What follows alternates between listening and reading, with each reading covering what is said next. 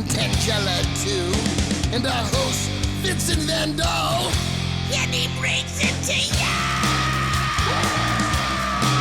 Creature features, and all creatures, and all creatures.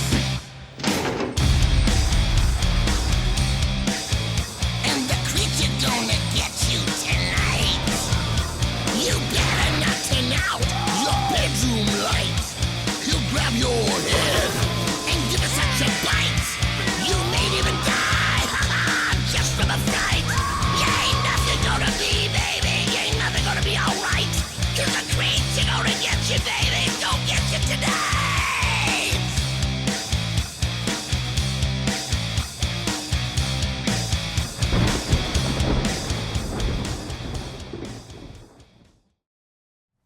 So, Livingston, what do the following video games all have in common?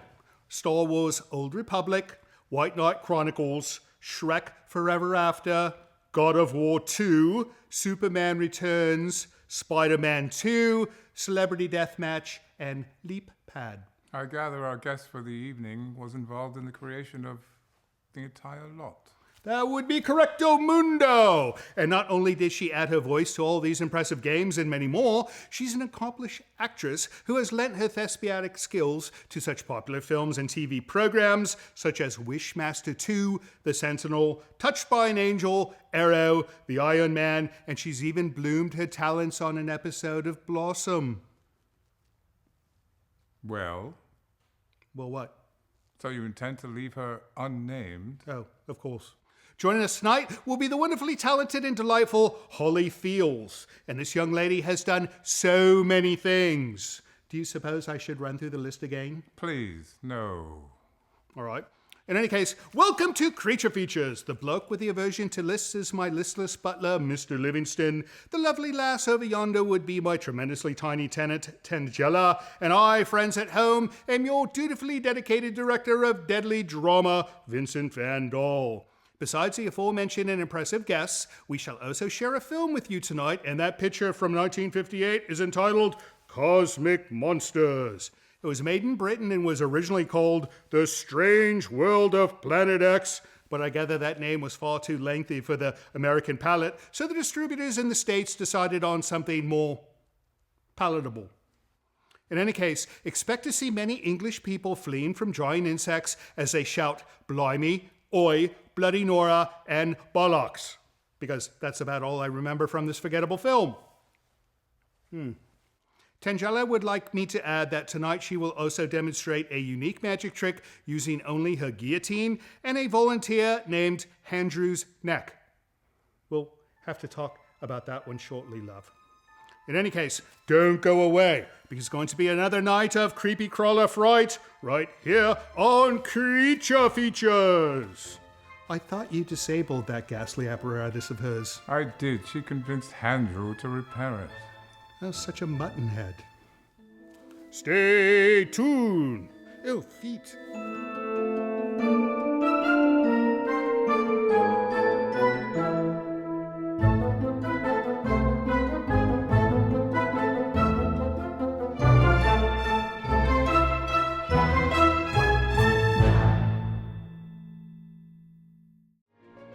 Portions of this program are brought to you by Micromat, making products that keep your Macintosh running at its best.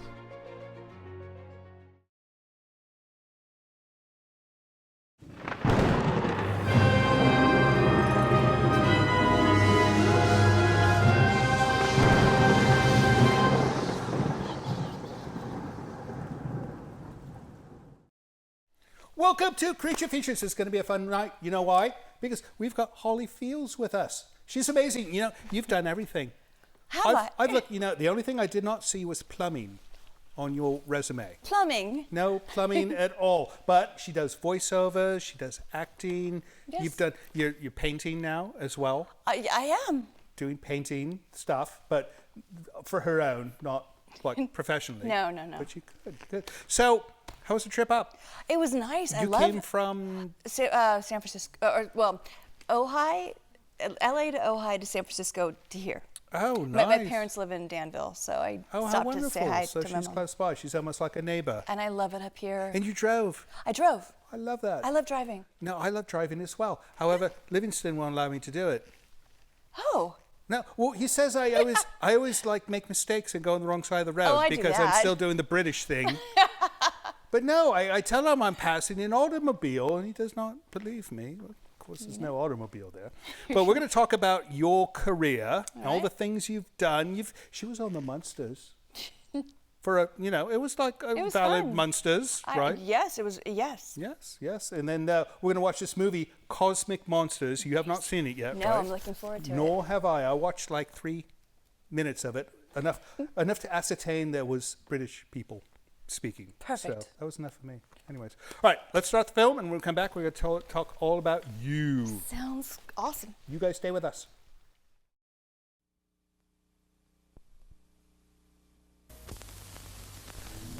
Since the world began, ever-inventive man has constantly pushed forward into the unknown.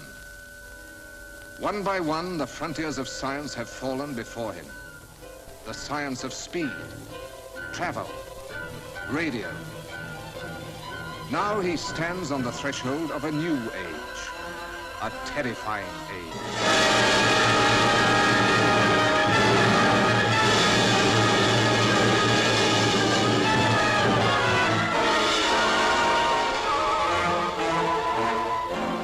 Man goes forward into the unknown. But how does the unknown react? The unknown planet. Planet X.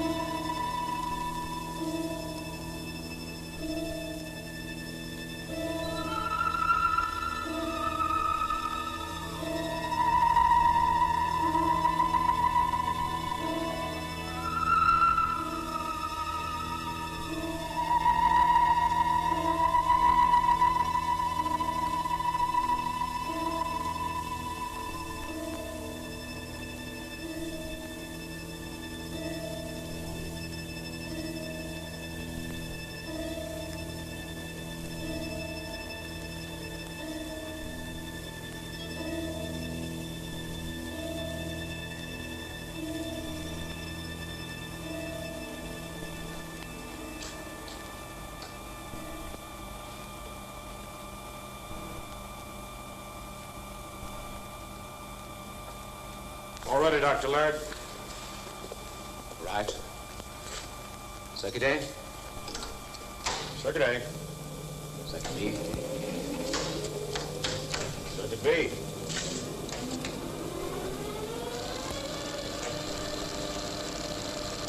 All right, Bill. Get in GF2. Yes.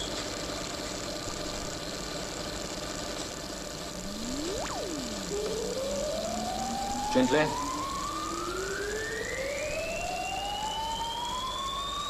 Gently. GF2, in, sir. Say as you fool. Get away from there!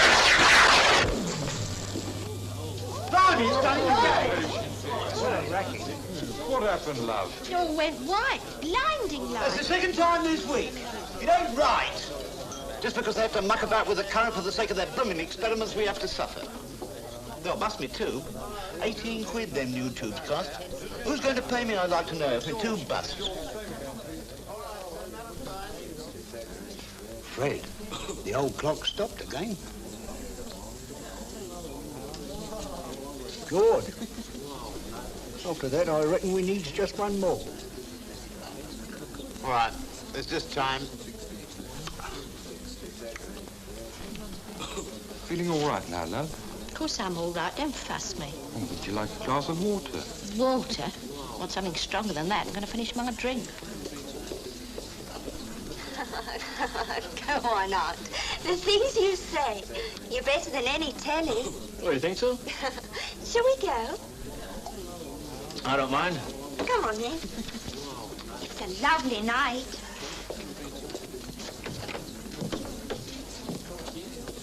Well then, George, what's the idea, eh? What's up, eh? What's up? Here's what's up. It's 10:30 and you're still serving drinks. That clock stopped again. Very convenient, that clock of yours, George. Very convenient. Time, gentlemen, please. Come along. You're well over time. Finish up your drinks, please.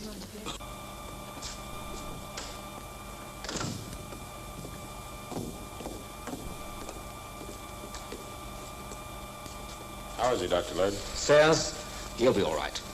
His hand is badly burnt. Means he'll be out of circulation for quite a while. Yes, that clumsy dope. Why did he want to go near GF2? He knew it might arc. Why does it, Art? Heaven knows. It could be the timing is wrong. Sayers never did get the timing right with this Yankee computer. Oh, sorry, Bill. It's all right. We could try a slightly higher frequency, but it's more likely to be eddy currents, and that'll mean more damping. Heaven knows what that'll cost. It'll be kind of a job changing those frequencies without Sayers' help. Impossible. We'll have to wait for another operator. I'll phone Wilson in the morning. They've got to let me have somebody.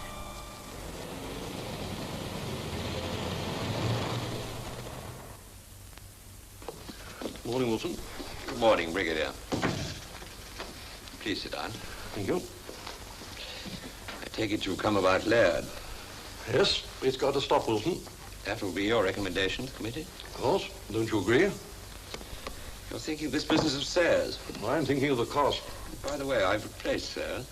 The devil you have. Well, there's no alternative while the present setup lasts. We're committed to two assistants. Well, the sooner we close the whole project down, the better.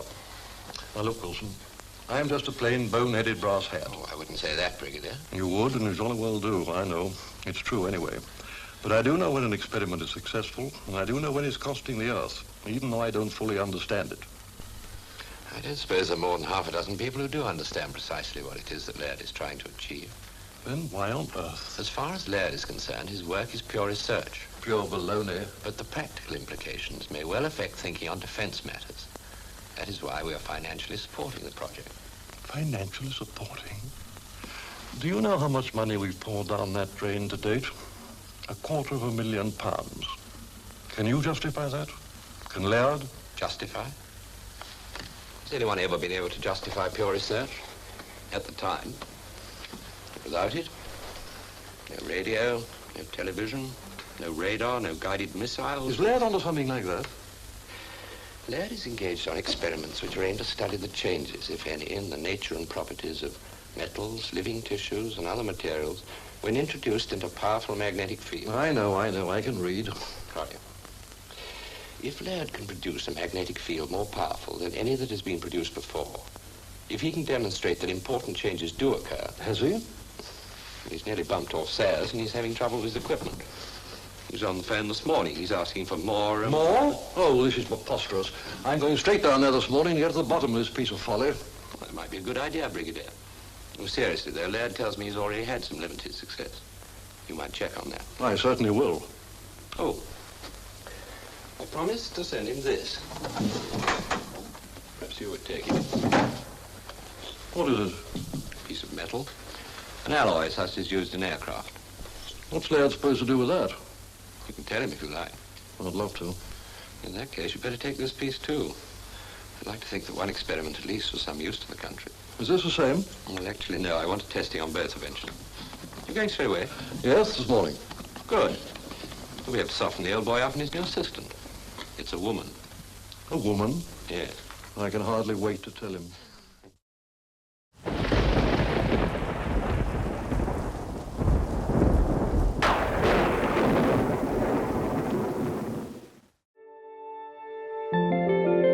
Guests of the show stay at Hotel E on Courthouse Square in Santa Rosa.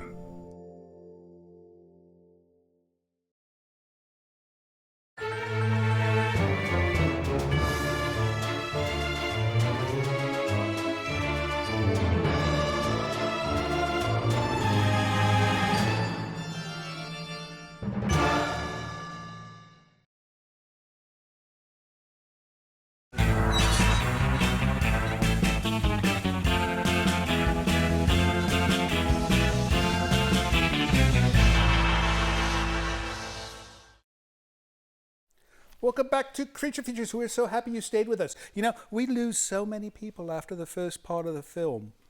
Really? No, it's true. I don't know why. I think they look at the credits and they say, oh, this is going to be a long movie. I'm going to watch like Match Game 75 or something like that. I don't know. I could be wrong. But they're with us still, so they're watching. We're with Holly Fields, and we're watching Cosmic Monsters, and all we've seen is a bunch of science stuff with magnetic fields. And you express an interest in this type of science. I love science. I'm a big science geek. But you want to create weapons, I understand. No, I don't want to create weapons. I'm curious about them. All right. You're curious about the weaponry. The electronic weapons. Right. Yes. No, energy weapons. We're going to get into a science segment soon, but no, we need to hear how you got into this whole thing, because you're an actress, you're a voiceover person. How did this all begin? Well, okay, it's a long story, but I come from a family of people in the business. Right. But my grandmother and her sister didn't get along, so I actually was I was born in Sacramento, and I used to go to school with Molly Ringwald. Oh, nice. Yeah, she's into this before she was obviously famous. And she and her brother and sister would do plays, and her dad became friends with my mom, and I have two brothers. I have a sister and a brother. And so we auditioned for the plays. I was too young, but they let me audition anyway because I was like, I think 4, and I can sing. And so they put me in the play as Molly's understudy. So the very last night, she was going down, the weekend before she got hit in the head, she was going down on an inner tube in the snow or something. All right, not for the play. No. While she was playing. The weekend before the final performance. Right. So they let me go in on the final performance, and I knew from then on that's all I wanted to do. You got the bug. Now, how old were you at the time? I think 4 or 5. 4 or 5? I was a baby, and I knew since I was And then. how old was Molly Ringwald? Oh, a lot older. She was about 10, I think, maybe. So 11. you were an understudy for somebody like twice your age. Yeah. It was the Dormouse and Through the Looking Glass. That is wonderful. Not much to do, but, you know. All right, then fast forward to what, 90s? Well, no, then Molly's dad wanted me to go to do Annie with her in Los Angeles. The Annie. Annie, yes, because that's when no one had really heard of it yet. And I didn't know this till years later. We moved to Texas with my dad's job with Lee Jeans. Right. And then her dad got me into commercials there, and I started doing commercials, modeling, because, you know, not modeling, obviously, but, you know, like JCPenney's type modeling, catalogs. And then I just got lucky. I started doing commercial after commercial after commercial, and that's good money in commercials. It was nice. And then I got this movie called The Dirt Bike Kid with Peter Billingsley, the little boy with the glasses and the Christmas Story. Right. And then I moved to LA when I was 12. Got lucky. I met with John Hughes. The John Hughes. Because you knew Molly Ringwald. No. And the funny Had nothing thing to do with is, that? my cousin at the time, we didn't know this, was married to Ned Tannen, who produced Breakfast Club and I think 16 Candles. I love that film. I love that film, 16 Candles. Yeah, me Long too. Duck Dong. Yes. I love him. I love him. He was the best. Yes. He was absolutely wonderful. All right, I want to hear more about what happened with you, but we got to get back to this film, and when we come back, you're going to tell me what happened after that one. John Hughes, of all people. All right, you guys stay with us. We'll be back soon.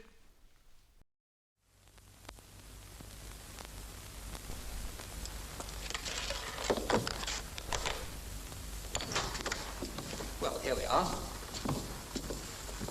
Oh, Gil, this is Brigadier Cartwright from the Ministry. How do you do, sir? How do you do? This is Gil Graham, Brigadier, my chief assistant. He's from McGill in Canada. A fine university. Thank you, sir. My other assistant was injured. We're expecting another one today. Oh, Lord, I'm sorry, I've forgotten. I was to tell you your new assistant is a woman. A woman? You must be joking. Oh, it has to be joking. I'm afraid not. There's no one else available to operate this computer of yours. But a woman, this is preposterous. This is highly skilled work. She's very highly qualified, Doctor. Yeah, I know the type. Frustrated, angular spinster, very dedicated to her calling. Without a sense of humor, bossy and infuriatingly right every time. Sorry, I know how you feel. I'm not having this. I'll go up and see Wilson. Look, Doctor, don't you think you better show me what you brought me down here to see? Maybe you won't need an assistant soon. Very well.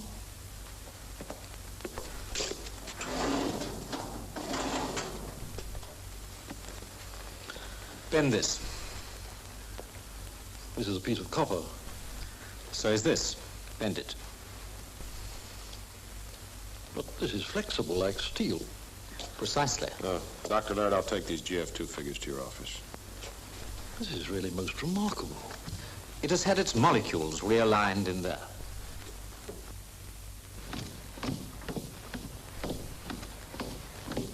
Oh, I'm so sorry. I was told to come down here. Who did you want to see? Dr. Laird.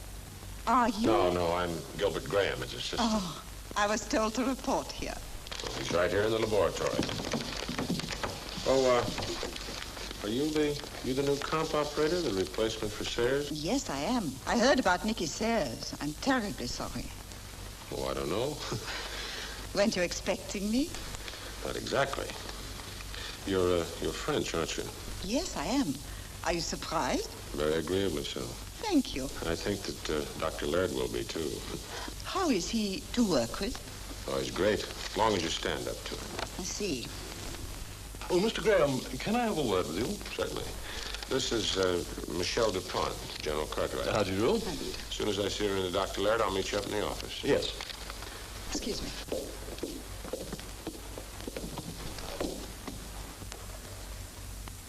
This business of altering the molecular structure of metals, has it got any defense angle?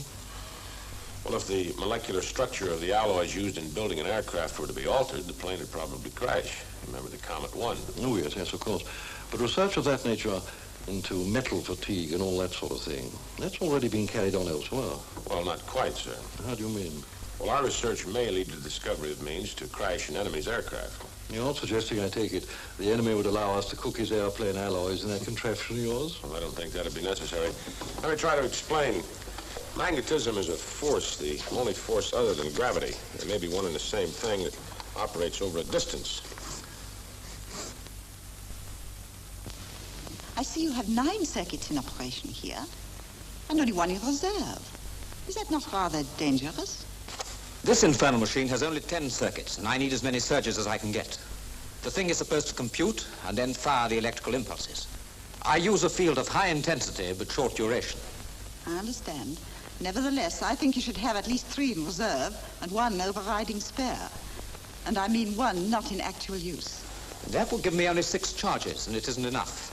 Oh, I see you do not understand this machine. Each circuit is capable of use over and over again. If it has a few microseconds to clear itself, that means you can have as many surges as you like in banks of 3. Yes. Yes, of course. But do you mean that Laird could produce a magnetic field powerful enough to reach out beyond the machine, beyond the house? Well, from what the people down in the village are saying, he's done it already, spasmodically. But is it true? Do you think so? I don't know. Sometimes I wonder. Look here, Graham, be honest about this. It's important. Are you saying all this just to try and save the project? No, I'm not. I'm not at all sure I want to save it. Not if...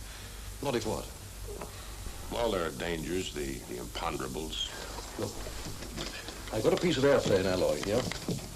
Would Laird experiment on this, do you think? Well, if our new assistant can get the computer going, we might try it tonight. Let's go and find out.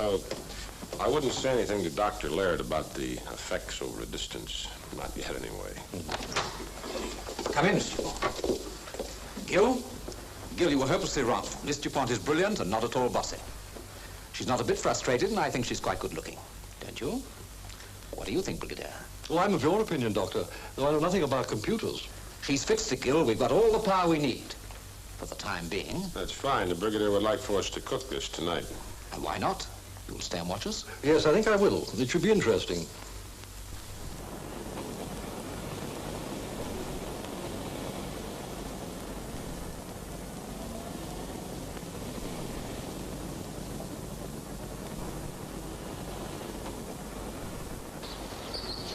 Hello.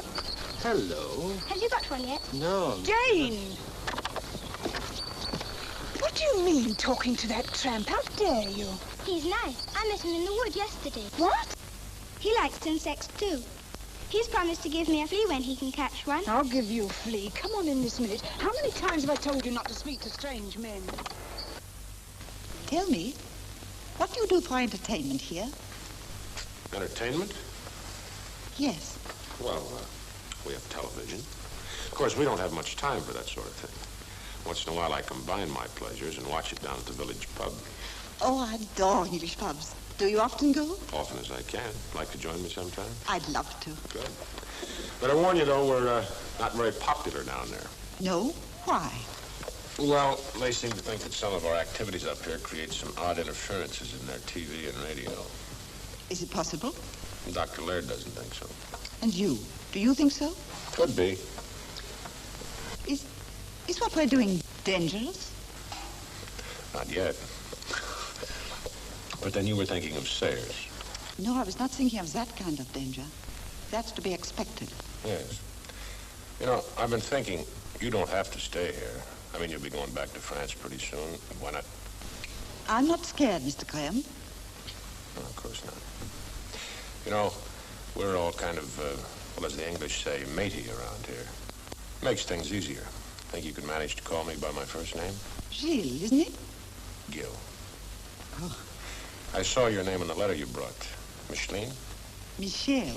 Ah, that's it, Michelle, yes. I like that. It suits you. You didn't answer my question. About the danger? Yes. You see, I'm no expert in magnetic fields, but it just occurred to me this field Dr. Laird is using here, well, it's a very large field, isn't it? I mean, isn't it possible? Could it spread outwards? Dr. Laird doesn't seem to worry. Laird. You're always telling me what Laird thinks or doesn't think. I'm asking you. I think you're a very clever young woman. I see. And bossy? Oh, now, wait a minute. Frustrated? Look, Michelle, you're taking unfair advantage. I mean, after all, I didn't know you then. What I mean is the female scientist types that I've always known were, well, shall we say, different. I'm sure. Well, I think we'll call the others. Oh, Michelle, look, your letter of introduction, what I mean is there anything besides your name? Oh, yes. Bachelor of Science. Yeah, but, And Mademoiselle. Mademoiselle. Well, that do make it nice. That's American slang. It means that do make it nice. Oh.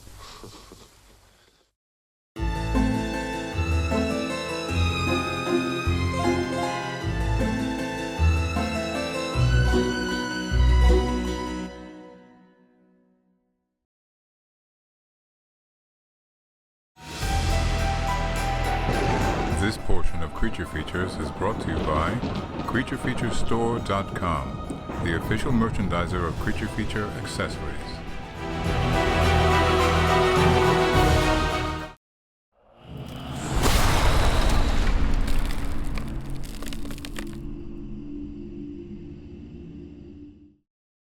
Cosmic monsters. You know, I like it when we show British films.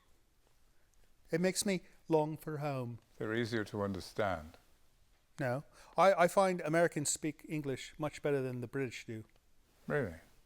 They enunciate their words better. We just mish it all together. It's no good. Welcome back to the show. We're going to be right back with Miss Holly and Cosmic Monsters soon. But right now we've got Tangela and her creepy baby here for letters. Because, yeah, we have to read the letters, right? You have to read them. Well, maybe you have to read it too. Give me some mail. I think there's one in there for you, I understand. Milwaukee, Wisconsin. Milwaukee. I love Milwaukee. Do you know they make beer in Milwaukee? Among other things? Do they? Well, I'm sure they make like automobiles and steel, and they grow corn and things like that as well. I don't know. It's been a long time since I've been. All right. So this is from Stephen Gottwine. Gottwine. And it's a handwritten note, very nicely written. You know, this almost looks like young... Calligraphy. No, calligraphy, all right. 2 creature features from Steve Gottwine, Watertown, Wisconsin. See, I bet they grow water there as well. Could be. Salutations, I want to commend you for acknowledging your competition, Svengoolie. Well, you know, I wouldn't really call him competition, would you? No. I mean, no, not to be offensive, but, you know, it's a different type of show. I mean, we both show spooky movies. I suppose we have that in common. But, you know, he's got his thing and we've got ours, and we've got Tangela and he does not. Anyways, he goes, I'm fortunate that I am privy to your show and his because of the time slots of both shows. Albeit I've never heard him acknowledge your show, and you probably never will because we're nobody and he's somebody, so Someday we'll be somebody, right? Hopefully. Don't answer that question. Shame on him. I have a question pertaining to your fan club. I'm a member and I have not received the display, free gifts, or exclusive content. Why is this? All right. We've only got a few people on there, so we're waiting for everyone to join so that we can start pulling things out of a bucket. We're going to do it soon. She's working on this, right? You're printing out the little things with names from the database. But there's only like a few hundred of you in there, so we can't have much of a contest without that. So anyway, sign up if you have not, and we'll get this going to you, Stephen, as far as the exclusive content. We've been mailing people there, right? We have. See, we're doing something. Lastly, I truly do enjoy the campy and often terrible B movies that you show. Tonight is no exception, my friend. That's what makes your show unique and so much fun to look forward to every Saturday night. Don't change a thing, and thank you for being you. Best wishes, Stephen. And he put a smiley face with a tongue. This is now called an emoji, right? Yes. This is like an original calligraphy emoji, and we like those. Thanks for writing, Stephen. I hope everything is wonderful in Milwaukee, Wisconsin. Such nice handwriting. Indeed. You should write a book or something by hand. Email. All right. This one is from Dennis Matos Sr. I know this name. He's written to us before. I don't recall. Matos, yes. All right. Dear Livingston. It's to him, not to me. I don't know why I'm reading this. Thank you for reprising the classic zombie genre. I fear generations of young people would never be enlightened as to the cultural ramifications inherent in the zombie voodoo world and its religious roots in the African experience. Is that true? According to Webster. All right. Please extend my warmest regards to the lovely witch. Which witch? Oh, I suppose she's a budding young witch, but, she's still a budding young sadist. So I don't know if she can do both. Who knows?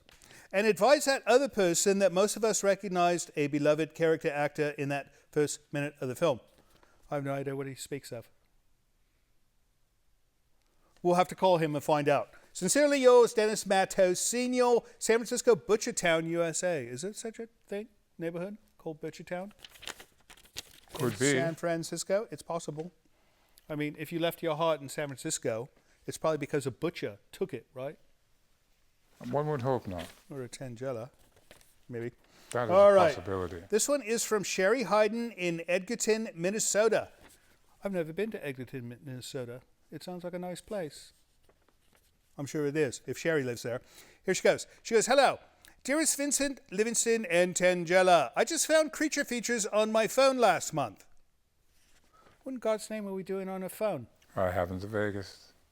Well, do you suppose like somebody put like a VHS copy of our show on You top can watch it on YouTube on your phone. Oh, so maybe through her phone. Through her phone. Right, she found us through her phone last month. Love you guys and love everything spooky and scary. I love Halloween. It's my Christmas. It's kind of ours as well, so we know how you feel about that. Year round. Thank you for your show and hope you have many, many more years. Well, I don't know how long I want to do this. I mean, it's going to get boring at some point, and at some point before that, you guys are going to get sick of us. So, maybe we'll do it for another 6 months, right? So you're thinking about retiring? No, it's better to fade out than to burn away. How's it go? It's better to burn out than to fade away, right? So leave while they still like you. Ah. I don't know. I could be wrong. Leave at the top of your game. That me fool. Package for you. Tangella, why are you being so quiet tonight? Usually she's always chattering with this thing, this hideous thing she keeps. Did you actually put jewelry on it? The baby's Oh my quiet goodness. today. Did you look at this? I did take a peek. But she hasn't seen it yet, though, right? No. All right. Let's read the letter first. Don't get too excited. You probably already have one of these. All right. This letter is to Creature Features. Attention, viewer mail. The Department of Viewer Mail. It's growing. The Ministry of Viewer Mail. We have one of those amongst all the other ministries we have in this establishment, right? Greetings and salutations. Look, another emoji. The double I emoji. This is like handwritten emoji night. I love it. Thank you, cast and crew, for entertaining my family and I during the situation. We'll talk about it later. We have enjoyed it every week since the before times. We have enclosed a lucky spider for you and yours to enjoy this holiday as a token of our appreciation. I bathed it prior to shipment, but it will probably need to be fed. Cheers to you and all, and thank you for keeping it spooky, the Thielen family, Novato, California. Oh, I know Novato. We have to drive through Novato when we go to San Francisco, right?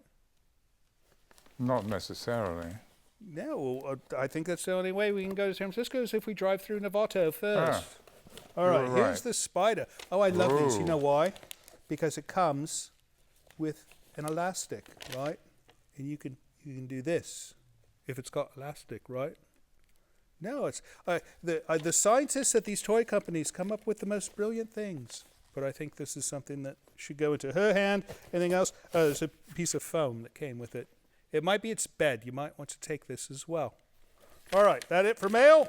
That was it. That is it for mail. If you would like to send us some mail of your own through email, meaning you could not send a spider through email, you'd use this address down here. Or if you would like to send an actual spider in the post, use this address you see down here. We'll be right back with Miss Fields, but first we've got to get back to this bloody film, Cosmic Monsters. Don't go away.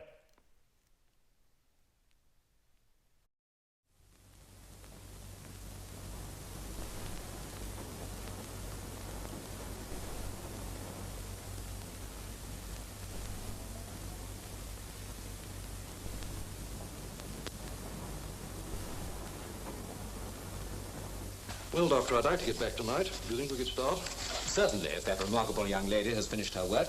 Shall we go down? Oh, by the way, have you a watch? Yes. I should leave it here if I were you. Watches are delicate mechanisms. They're best not taken too near magnetic fields. All metals in the lab are either non-magnetic or have been demagnetized. I see. There's no danger, of course. All right, Gil, switch on the recorder.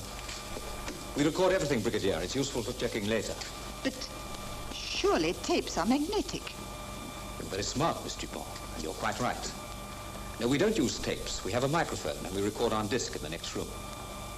Switch on the generators, Gil. I'll take the circuits. But Dr. Laird... Over here, Brigadier.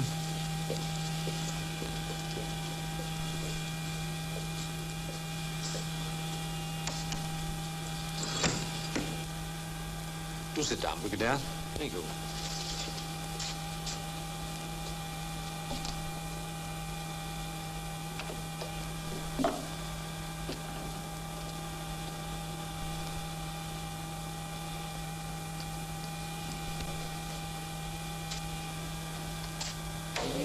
Circuit A on.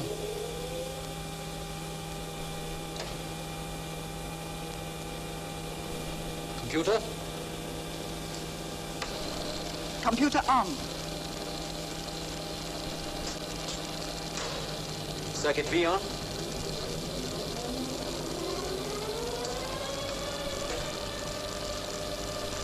Integrate. Integrating. 10. 20. 30. 4. All ready, Gil? All set, sir. Right. Steady now. GF2.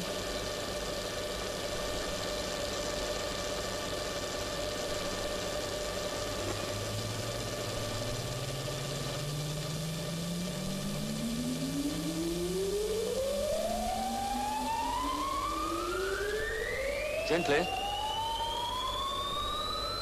Gently. GF2 over.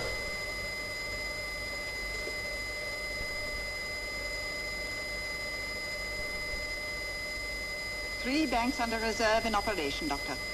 Good.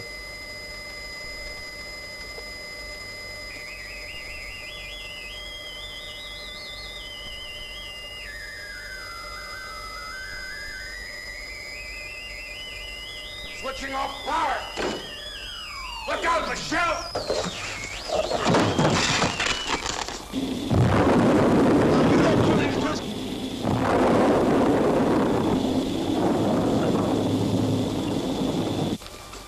What the devil are you doing? Good heavens.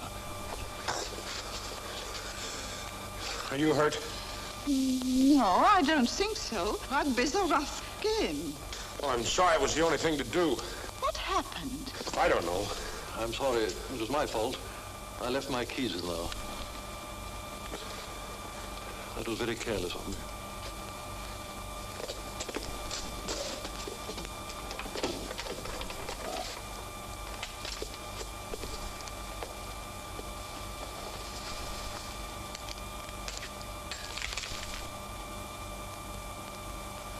You seem to have been successful, Doctor.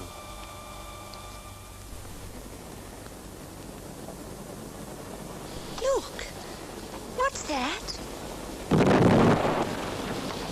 Down here's the standard. All the ladies. Big storm on the south coast. Down here's the standard. Big storm on the south coast. All the ladies. Now, let's see. Yes, quote. Is space travel... No, unquote. Yes, let's see. Yeah, quote. Could they invade us, unquote, yeah, something like that. Then we'll carry a follow-up on page 3 with readers' letters.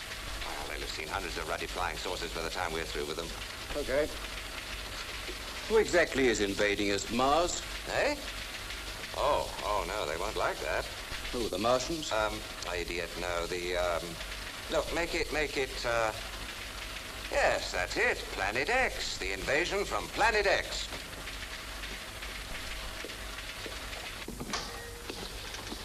Well, that was some of your volte-face, if you don't mind my saying so. Yesterday you were all for folding up poor old Laird. Today you tell the committee. Look, Wilson, I couldn't say all I wanted to in front of the committee. Hey, they're supposed to be in the picture. They have to decide. Now, the picture's changed. This affair's too big for the committee to handle. There are security risks. I'm afraid I don't quite follow. You showed us the alloy, and I'll admit it was most impressive, but we knew something of this before. I showed you in the committee one piece of alloy, the piece Laird put into his apparatus. This is the other piece you gave me. Look. Now, that remained in this case during the whole experiment. It, and the case, and the hook it is hanging from, ended up by flying right across the laboratory and almost injuring the new assistant. Not another one. Oh, she's all right, thanks to Gilgraham. But don't you see, this wasn't in the confounded witch's cauldron. I see. Do you? Look at this. That fell off the TV aerial on Laird's roof. It's a different alloy, but it's gone the same way as the rest. At least 30 feet away from the apparatus. You know what you're saying, don't you? Yes. Action at a distance, the militarist's dream. Look, Wilson, from now on, this is top security. All right. Well, we better call in Jimmy Murray in that case. Yes, I think we'd better.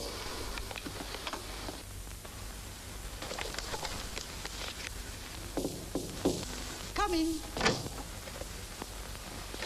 Hiya, how you feeling? Broken neck would feel worse, I guess. Do you always take your female assistants in a low-flying tackle like that? Depends on my mood. When I'm away from an intense magnetic field, my technique's a little different. I should hope not. You didn't come here to demonstrate, did you? It might be kind of interesting. Help yourself. Thanks.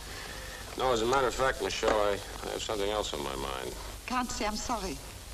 What's the trouble?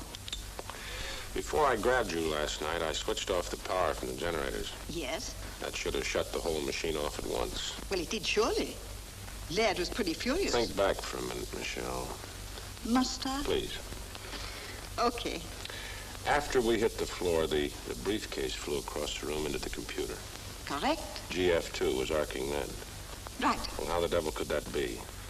With the current off, the whole contraption should have been dead. That's right. But there's another thing, too. Of course, that screaming noise. Yeah, well, then I'm not crazy. You do remember. Yes. The circuits continued to operate after I'd switched off the power. But, Gil, what are we saying? This is completely ridiculous. You couldn't have switched it off. Yes, I did. I checked the switch this morning. There was no current flowing from the generator when GF2 arced, when that briefcase flew across the room, and while the circuits continued to scream. There's one way of checking. How's that? The recording. Of course. What's the matter with me? Come on. Wait. What's the matter? I'm still creaking. Let me give you a hand. Thanks. You don't look all that fragile, you know.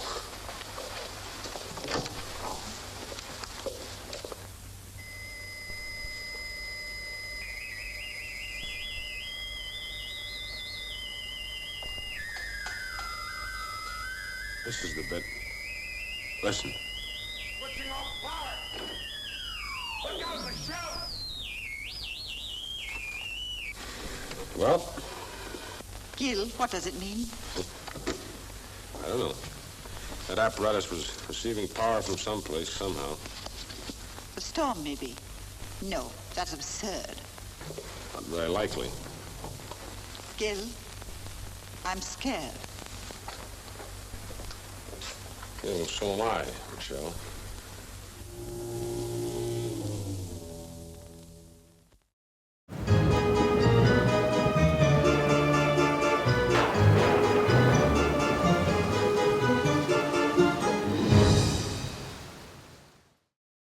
Portions of Creature Features are brought to you by the Winchester Mystery House in San Jose, California. Explore the mystery at winchestermysteryhouse.com.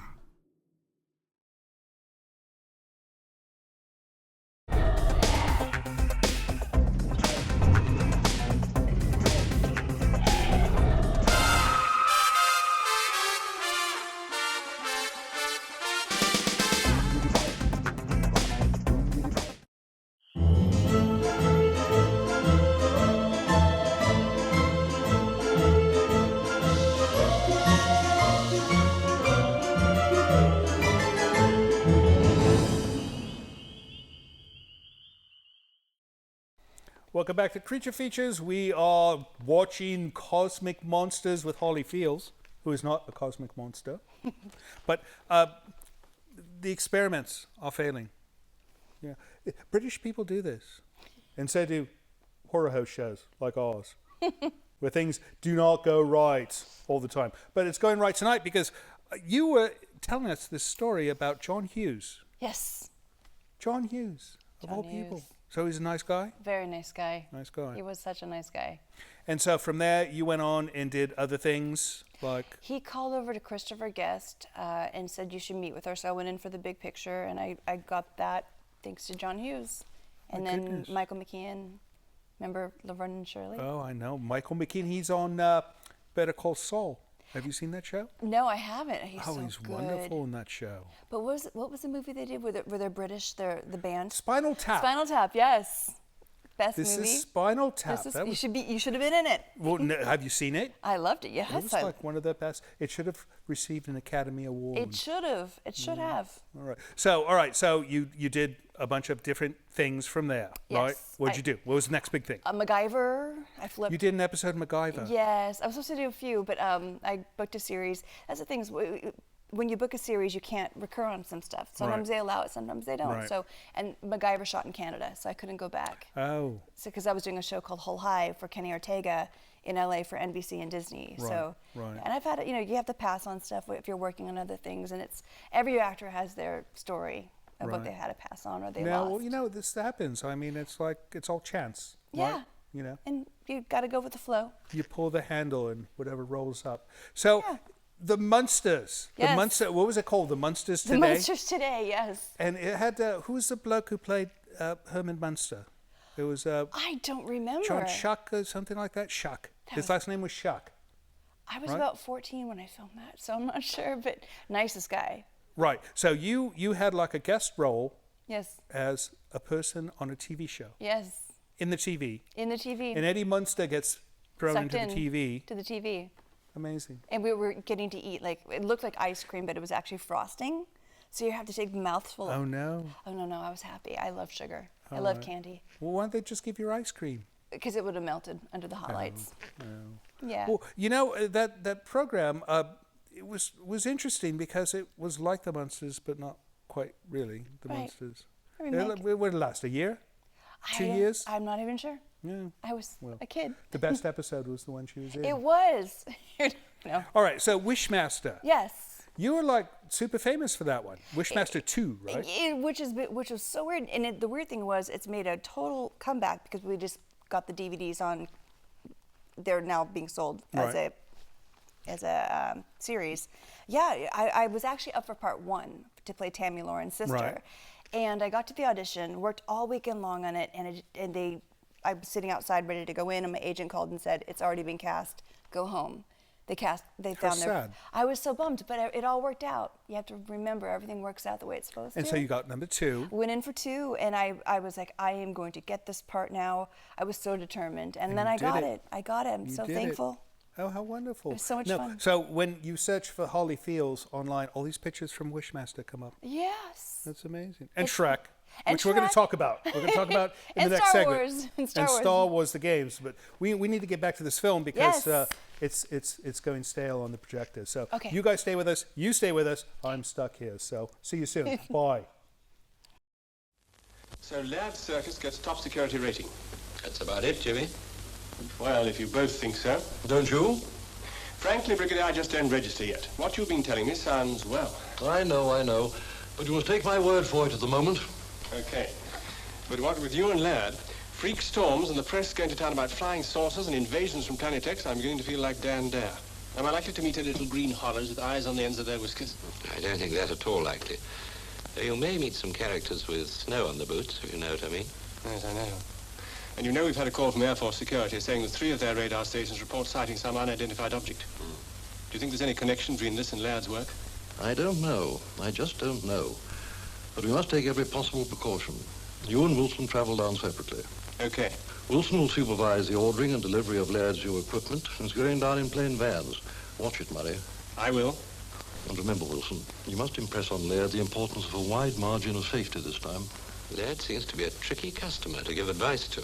He is. In fact, he's more than tricky. He's... Oh, well, I suppose you must make some allowance for genius. Work in close touch with Graham. I'm pretty sure he's aware of the risk. And they must understand the whole aim of the project now is to make the force directional. Right, sir. Keep in touch, and the best of luck.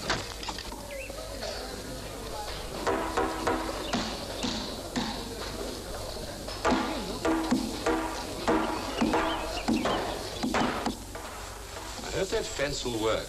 It's costing enough. Yeah, it should. Form an anti-magnetic screen. Particularly ugly one. There ought to be a law about corrugated iron. Another lorry load of gubbins arriving. You know, this is getting a bit ridiculous. Besides, creating a condenser to make it look like a sideboard is darned expensive. I better go down and take it in. Right. Oh, Gerald, when you're finished, I'd like to have a private word with you. Okay, I'll be back. Right.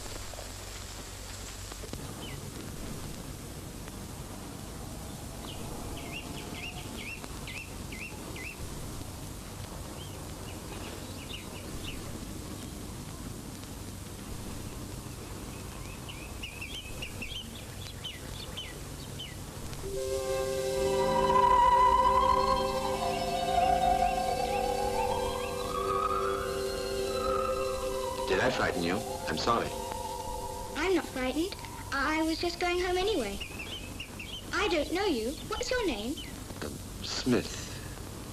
Smith? We've got a teacher at school called Smith. Are you her husband? No. Good. I hate her. She threw my bugs away. Bugs? She called them insects, of course. She's very stupid. And weren't they insects? Some were. You see, all insects are bugs, but all bugs are not insects. And is that what you were doing just now? Collecting bugs? What were you doing? Oh, nothing. At least, I was just trying to find my way. My goodness, are you lost? Yes. Fancy getting lost in Brierley Woods. Is this Brierley Woods? Of course it is. Everyone knows that. Are you a foreigner? You look like one. You've got funny whiskers. Yes, I suppose I am. At least I came here from a long way off. What's so funny about my whiskers anyway? I haven't seen anyone else with funny whiskers like that. Well, perhaps I'd better shave them off then. I don't want to look funny or different from anybody else. How did you get here? If I told you, you wouldn't believe me. I would, you know. Even if I said I came on the back of a giant dragonfly? Oh, no. There aren't any giant dragonflies. There are where I come from. There aren't any giant dragonflies anywhere. What about on the moon, then? Oh, well, if you come from the moon, that's different. Where are you staying? I don't know. As a matter of fact, I'm looking for somewhere to stay. I expect we could have put you up at our house. Only there's a new lodger coming today. I don't think I shall like her. Her name's Forsyth, and she's going to be the new teacher at our school. Is there anywhere else round here I may be able to stay? I don't suppose they'd put you up. They're very narrow-minded. Oh, of course. Are there any big places round here, you know, factories, workshops, anything like that? Nothing like that. Only Dr. Laird's house, of course. But it's no good going there. He's a mad inventor. And what does he invent? It's a secret. No one knows. Well, I must go home. Why is Dr. Laird mad? Almost every night he switches on his machine and busts up all the television sets. Where does he live? It's no good. He won't take lodgers. You can see his house from the top of the hill. Goodbye. Goodbye.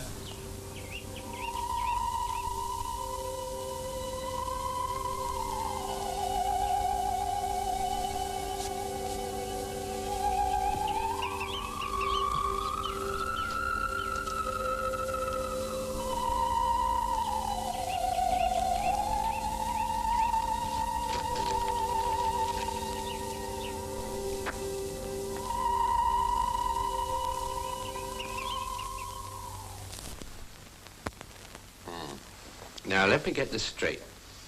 What you're trying to tell me, as I see it, is that this fearsome contraption of yours went on working after you'd cut off the current. Is that it? That's it. I speak from unfathomable depths of ignorance, but is that so very remarkable? Of course it is. If I switch off, say, an electric fan, wouldn't it go on turning for a while, momentum or something? Yeah, but you wouldn't get an electric shock from the terminal. Our circuit, GF2, we call it, arced across about 5 seconds after I switched off the power. That's impossible. That's what I keep telling myself and Dr. Laird. What did he say? Same as you did. Impossible. Refuses to listen. There's more to it than that, too, Gerald. You know, I'm not the brains of this joint, but I've been figuring a few things out during the past 10 days. That apparatus was building up a field far in excess of anything that we could have reasonably expected from the power we were feeding into it. Personally, I think you're all getting slightly neurotic over this business. Did you say you had a recording of the session? That's right. You ought to hear it.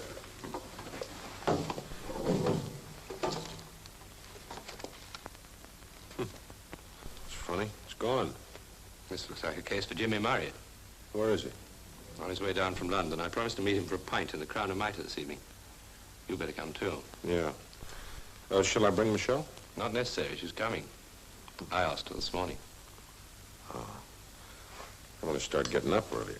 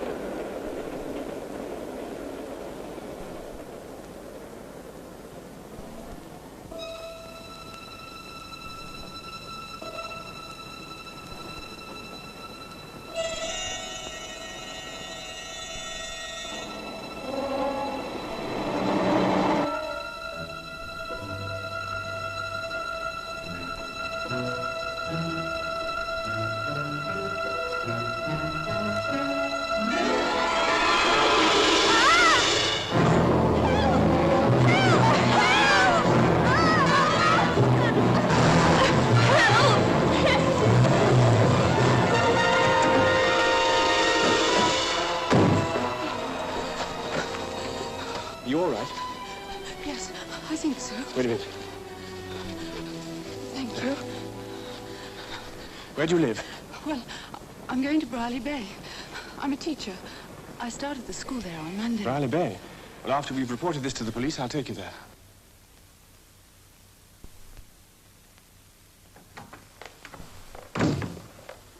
Please sit down, Mr. Murray. Thank you, Inspector. We're taking a statement from Miss Forsyth now. I understand you're taking her on to her lodgings at Brierley Bay. Yes, I'm staying there myself at Dr. Laird's establishment. Inspector, what are you going to do about this man? Well, we'll comb the woods, of course. But first, let me ask you a question. Do. I don't say I shall be able to reply. I know you security chaps. But this is important. You see, a man has been seen in the woods, and it's been reported that he has a large burn mark on his face. Tell me, has Laird been using radioactive materials? I can tell you that, Inspector. The answer is no. Definitely no. Thank you, sir. Well, we'll have to try another line of approach. Come in. Miss Forsyth's ready now, sir. Right, just coming. Well, goodbye, Inspector. Goodbye, and thank you very much for all your help.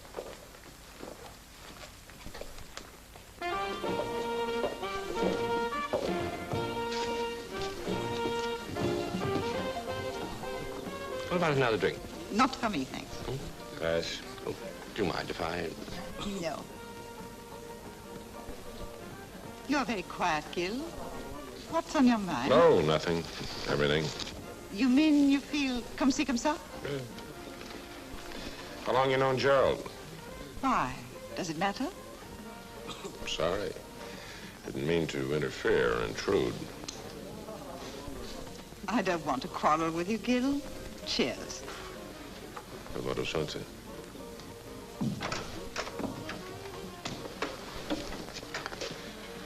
You know where that man Murray is? He was supposed to meet us here. What do you have, sir? What's that? Oh, Bob's. Mild and bitter. I'll have that. Certainly. That elfin music you hear comes from a proper band. At last. Sorry I'm late. Okay. Meet Michel Dupont and Gil Graham. How'd you do? Oh, yeah? What's the trouble? Things have been happening. There's a maniac at large in the woods. A what? Maniac?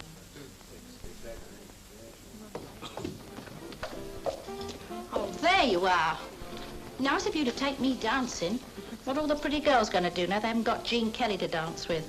Nurse their perishing colds? I haven't been long. Oh, no. You were going to get me a drink half an hour ago. I thought you were going to have a nice cup of tea. Tea? Get me a glass of nourishing stout. All right, love. Evening out. Evening, Mrs. Packer. Evening, Mr. Graham. Oh, hello, Art. Where's Jillian? Isn't she here? I haven't seen her. Well, you see, I was supposed to be working late tonight, and, well, she said she'd meet me here. You are. That's women for you. Can't let them out of your sight. Never mind, I'll have a drink. I expect Gillian's had to wait till her dad's got home. Mrs. Betts hasn't been too well lately. No, I think I'll stroll down the lane and see if I can meet her. Hi, this is Bill from New York. I just found out you guys in the last year, and you guys are dynamite. Tangela is the best, and you three just keep up your work because you make it worth watching Creature Features again. Bye.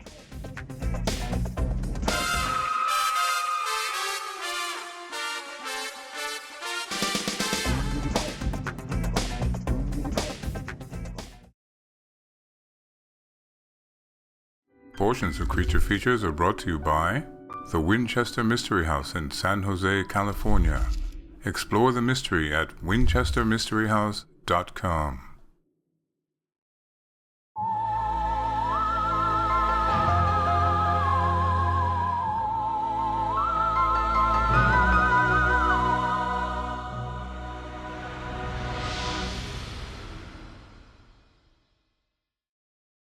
Holly Fields, famous thespian. How do you keep your hair from going so flat like mine? What's your secret? There's no secret.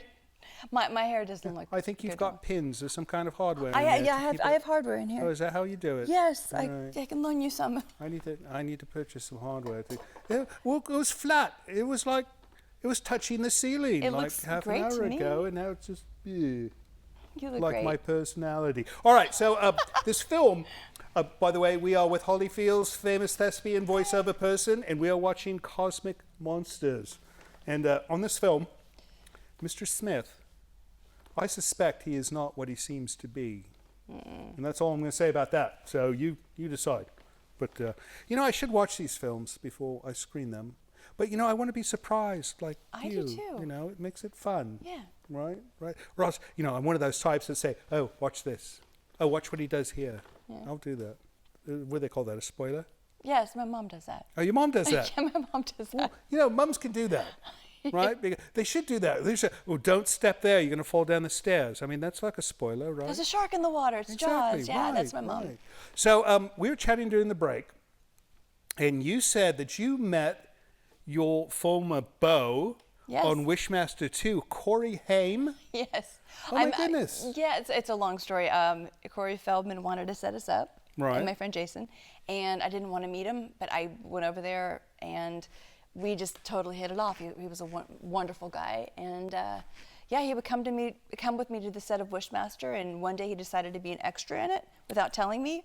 So Corey Haim as an extra, wow. Yeah, you can see it in the museum, seeing he crosses, and so I turn around and I see him I'm filming, and I'm like, what are you doing? And were you dating him at the time? Yes. Oh, wow. Yeah. So at that moment in time, did you think he was like some bizarre stalker? No. He was a sweetheart. Great guy. Well, he just shows up on your set. No, he was on the set with me, but then they put him into the scene as a joke. All right. Yeah, but you can see him in the movie. They're having fun with you. Yeah, it's a little Easter egg in the movie. So you went on to do video games. Cartoons and video games, yes. Cartoons and video games. And now, how did you make the jump from being in front of the camera to being in front of the microphone? Well, I started at age 11 back in Dallas. I would do voiceovers. Right. And I got really lucky. I was like I had a lot of campaigns at Close Time. I did that for years. McDonald's, Kiss FM, like tons of Encore Bravo and Wham. I would be the intro person. I just got lucky. And you have a great voice because you sing as well. Yes. And, she does this baby cry thing, I'm which not she doing says she won't do on camera. But it was embarrassing. uncanny. No, it's absolutely uncanny. No, I want to record it, and I'll show it later to somebody else. Okay. So was that it? Was the voice effects or the singing that really got you into the voiceover work? Well, I think it was more. I didn't realize that I could do it because of the singing, because I have relative pitch. So you have to, when you copy someone's voice, you have to be on their pitch and then the rhythm timing and then act on top of it. So it's kind of hard, but it's so much fun. I've done Kate Bosworth, Brittany Murphy, Paula Abdul.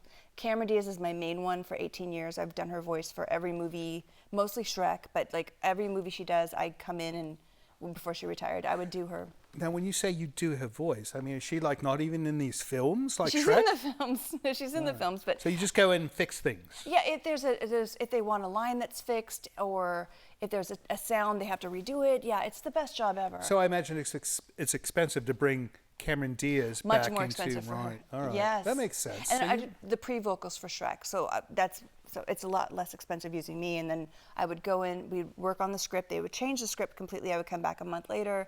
For years, it would happen. So let's hear it. Do the trick. Oh go goodness. For it. Okay. Do it. Well, lead up. We've got a big day ahead of us. Shrek. You didn't. That sucks. Drew Barrymore's my easy one. All right, do Drew Barrymore. Okay, because I did her for Beverly Hills Chihuahua. A few lines. We're going to Mexico, but I'm a Chihuahua. I don't know. No, that sounded exactly like it. I wanted to close I thought I'd have to close my eyes to see it, but I could see it without even closing my eyes. And she and I went to high school together, so that's the easy one. So you had practice. I had practice, and then you would do this. You'd say you would trick her friends by calling and say, "It's Drew. Hello, it's Drew." Yeah. I love the sushi story. She told me a story about how she ordered sushi in her name. I was in Hawaii and they wouldn't let us have sushi to go, but we had it the day before to go. Right. So I called and I was like, I'm so sorry to bother you. I'm in town. I'm in Kauai, and anyway, I basically we gave him a big tip, and I let Drew know. I told her about it. We're gonna call the restaurant downtown, and we're gonna say, "This is Drew Barrymore. I'd like to make a reservation for 20, please." We should do it. You can have fun with it. We'll have a prank on them. It's so much fun. All right, we've got to get back to this film, Yes. but when we come back, we're going to find out more about these video games you've done, because your resume is large in that area. All right, you guys stay with us. We'll be back soon. Don't go away.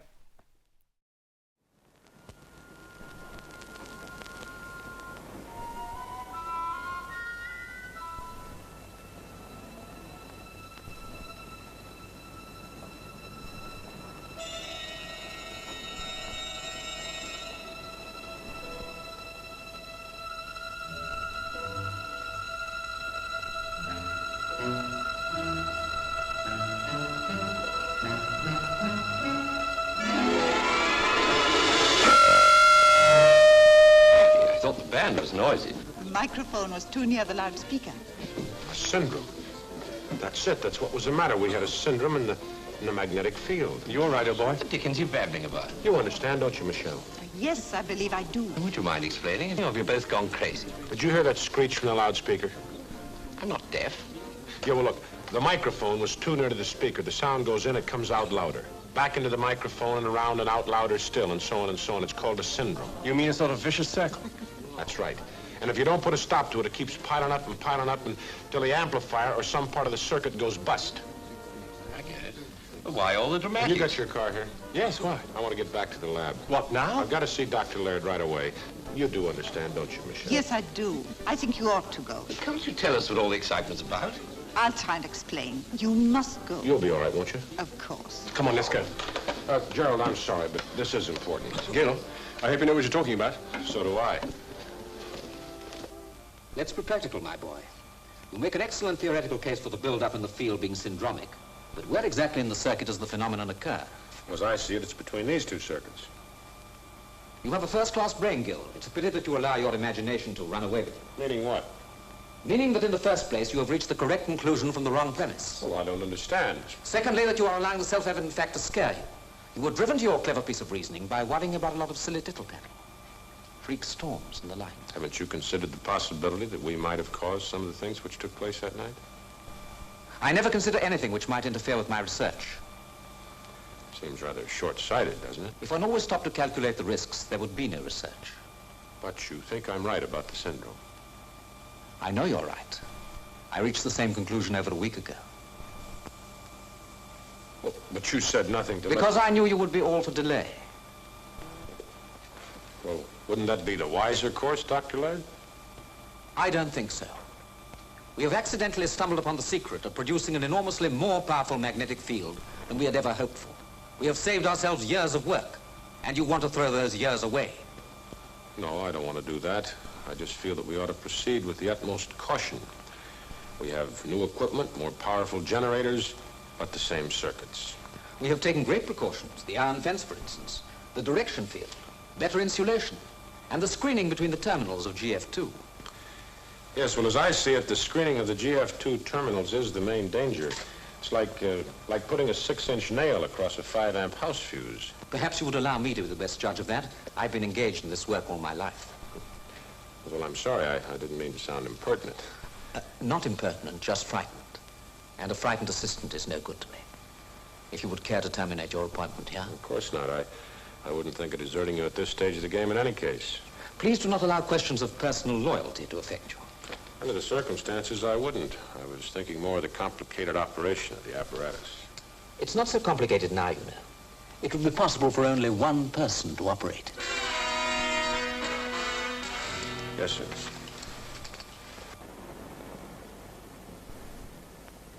Julian! Julian! Julian! Julian!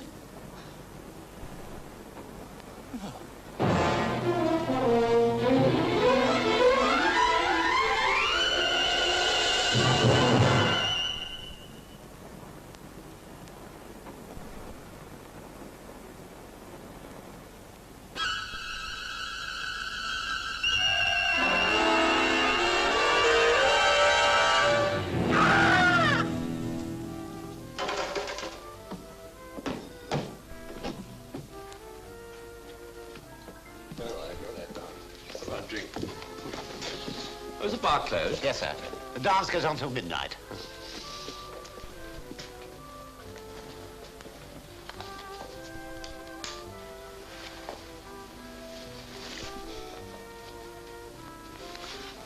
It's getting very late. Is it that I'm positively repulsive, or could there be someone else? I'm afraid there is.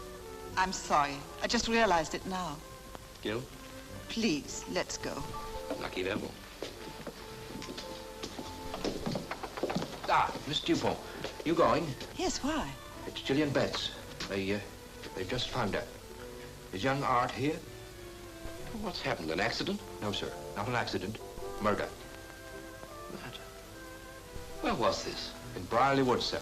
It's a maniac. Yeah, are you quite sure? Sir, I can't say any more. No. Of course not. Darling, you all right? Yes, but can't we go? You are together, sir? Yes. And you have a car? Oh, yes. And that'll be all right. Only you see, we haven't found the fellow yet. And what about you, sir? Are you with No, officer. I'm alone. You're going past Brierley Woods. I don't think you ought to be by yourself, sir. Well, could I give you a lift? Thank you. Not at all. My car's outside. Good night, miss. Good night, sir. Good night. I'll warn the others upstairs. Right. Where shall I drop you, Mr. Smith? If you could drop me at the other end of the village near Dr. Laird's house. Oh, yes, we're going that way. Thank you. I'm just thinking, that young man went to meet Gillian. Don't you think we should tell the police? Yes, of course. I'll go back in and tell him. Will you forgive me if I take this opportunity of speaking to you? What is it?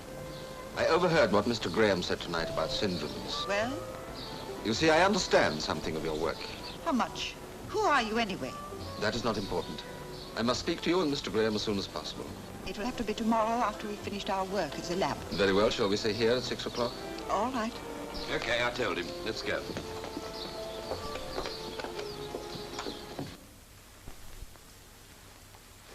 Did he give you any clue as to why he wanted to meet you and Gil? Not really, but he seemed to know a lot about our work. You didn't tell him anything?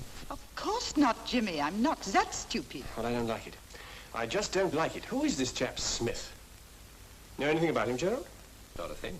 Gil? I saw him for the first time tonight at the dance. Gerald, when you took him in the car tonight, did he say where he lived? No, he just told me to drop him near here. Yes, he said it was okay to drop him here. That's right. He must be staying in the village. Well, that should make it easy for us to keep tabs on him.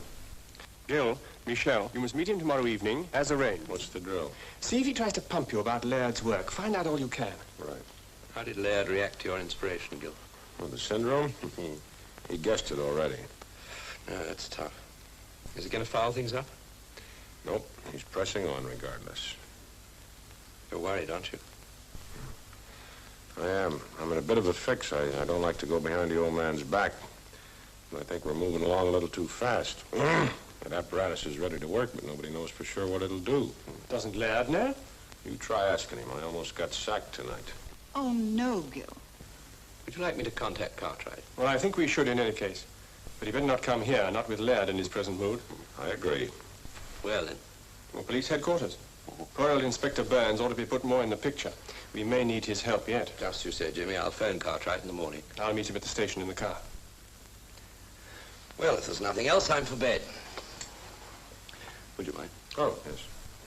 Coming, Jimmy? Oh, yeah. I'll see you two before you meet Smith. Good night. All right, good night. Good night.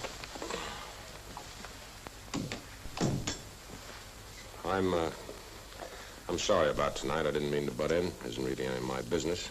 Isn't it, Gil? After you'd gone, Gerald kissed me. Why tell me? I'm not enjoying it. Neither did I. Funny, isn't it? Well, it's too bad. I'm sorry. Are you really? Not really.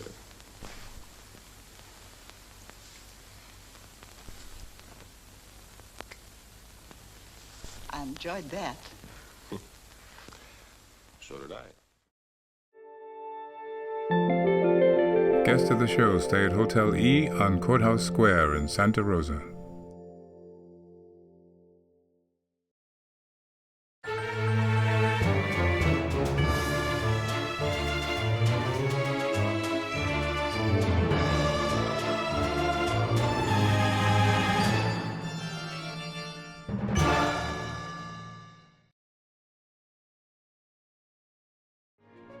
Portions of this program are brought to you by Micromat, making products that keep your Macintosh running at its best.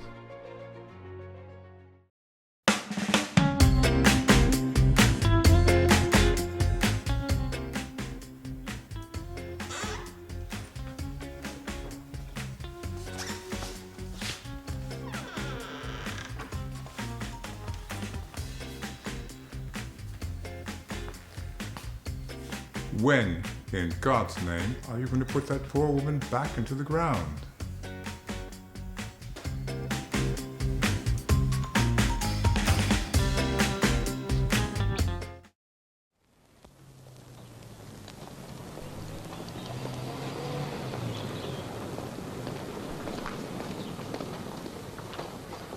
Hello.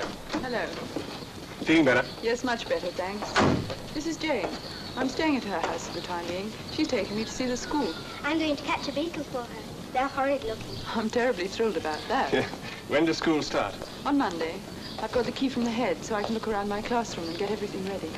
You look like being busy. What with beetles and school. Look, I'm rather tied up today, but I thought of taking a boat out tomorrow, Sunday. When did you think about that? Just a moment ago. I can't think why. Care to come? I'd love to. Well, I must fly now. Got to meet my chief off the train. Oh, by the way, Jane, ever met a man called Smith in the village? No, but I met a Mr. Smith in the woods. What? He's nice. He helps me look for insects. Oh, well, if you meet him again, try and find out where he lives, will you? I can't. So that's our school, Jane. You going in, Miss Forsyth? Yes, I must. Oh, well, if you must. And you? I'm going to look for that beetle larva. All right, but don't be late home. You promised your mother. I won't. Goodbye. All the beers here, George. Thanks, sir. There we are, thanks. Just right. Thanks, sir. All right, Mr. Smith. Shoot. I'll come straight to the point, Mr. Graham. I overheard your conversation last night, and that led me to suppose that you were concerned with Dr. Laird's experiments. Oh, I see. And what's your interest in those experiments? Will you accept for the moment that it is purely scientific? Go on. I take a great interest in the subject of magnetic fields, Mr. Graham. Why not? What's that got to do with Dr. Laird's experiment? Will you also accept that I am not a complete fool? All right. Thank you. Dr. Laird is no doubt a very clever man. He must be to have built an apparatus capable of recently causing such atmospheric disturbance. However, I suspect he is also a single-minded man and possibly an unimaginative one. Mr. Graham, the Earth has a magnetic field. Have you considered the dangers of upsetting that field? It has happened before in history, you know, with catastrophic results. Yes. Yes, I've considered the possibility. You seem to be a remarkably well-informed man, Mr. Smith. Please go on. There is also another danger. The danger of radioactive rays. We're not using any radioactive materials. I know that. But not all radioactive particles are man-made. There is another source. Yes, that's true. They're cosmic rays. They bombard us constantly, but they do little apparent harm. Because you are shielded from all but the harmless ones by the ionosphere, the so-called heavy side layer. The heavier rays, the sodium, for example, never normally reach the Earth. Yes, that's true, but I don't quite follow you. Mr. Graham, the ionosphere could be affected by magnetism. It could be bent or fractured. But surely the ionosphere is 50 or 60 miles up. And ships at sea 80 miles away were affected by your experiment. Don't you see? If at the points of maximum strength of your field, the heaviside layer had been temporarily fractured or pulled down close to the Earth, heavy and possibly dangerous cosmic rays could have reached the Earth's surface and may have affected many people in strange ways. How do you mean? I mean they may have been driven mad. The human beings who may have been affected by the rays will probably all die, though not before they may have killed many people. But there is something else. It would normally take many years for any change to become apparent in the human race or in animals with a long gestation period. But what of the quick breeders, the insects? Insects? Oh, mon Dieu, no. Yes. Some insects, ants, spiders, could already have mutated. In what way? That is impossible to say. They could have become a different species, they could have become smaller or much larger.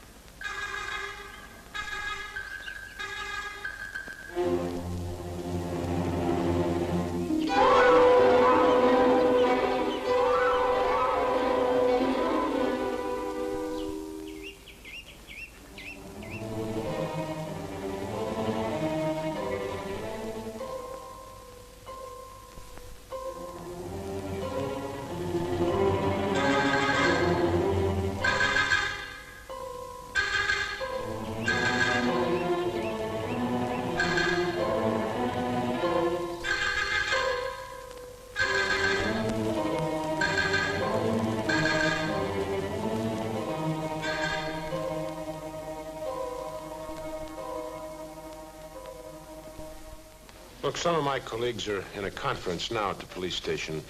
Would you come along with me and state your case to them? No, Mr. Graham, I'd rather not. But why not? There are reasons. Besides, they would probably regard me as a crank. Well, I don't. I hoped you wouldn't. That's why I chose to speak to you. Please. No, Mr. Graham, the responsibility rests with you now. I can only wish you success. Miss Dupont.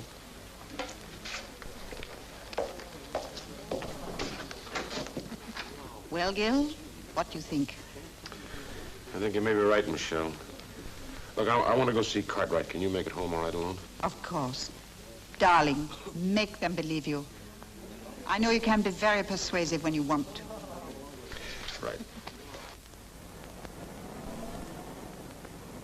Excuse me, miss. Being as you're a scientist, I wish you'd look at what our Jane's found. I rang the police, but they didn't say much, and, well, I don't like the look of it. Do you have something to boil this in? Oh, yes, I have. You boil it immediately.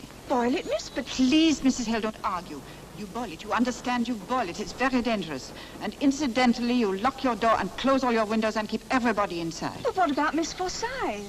Who is Miss Forsyth? My new lodger, the new school teacher. She's still out. She went to the school this afternoon. Where is the school? Well, the quickest way is through the woods. There's a path opposite. Don't worry. I'll find Miss Forsyth. The whole idea is utter nonsense. The chap's trying to scare us off. I'm surprised at you, Gil. I'm inclined to agree. I certainly think this man Smith needs pulling in for further questioning. Do you know anything about him, Inspector? Not a thing. But then there are quite a lot of Smiths about. Exactly. He's too good to be true. Who is he? Where does he come from? I can't get a lead on him anywhere. All the same, I agree with Graham. We must hold up all further experiments with Laird's apparatus until a thorough check-over has been made. All right, that's agreed. Excuse me, gentlemen. Inspector Burns here. Yes? What? Art Deverson's been found. Dead. Mutilated. Oh, my. His body was clean dry of blood. You see, Smith was right. It's those insects. They mutated and they're hungry. Oh, come off. Shut up, will you, Jimmy? Inspector, Brigadier, you got to cordon off those woods. Insects are tremendous eaters. There won't be anything left for them in every there. available man. Graham's right. Now give me that telephone. This is a military operation. Get me the nearest army depot.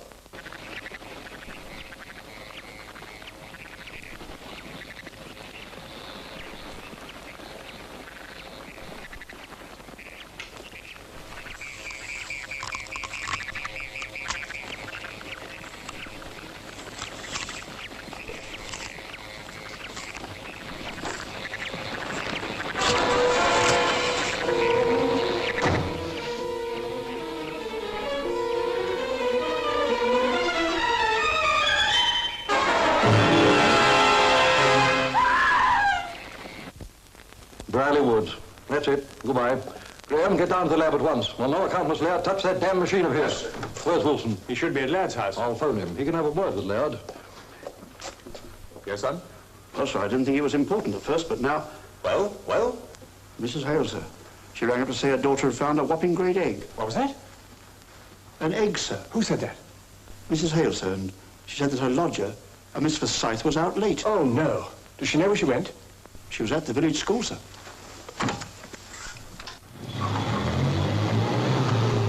Gil, quick! Brierley School!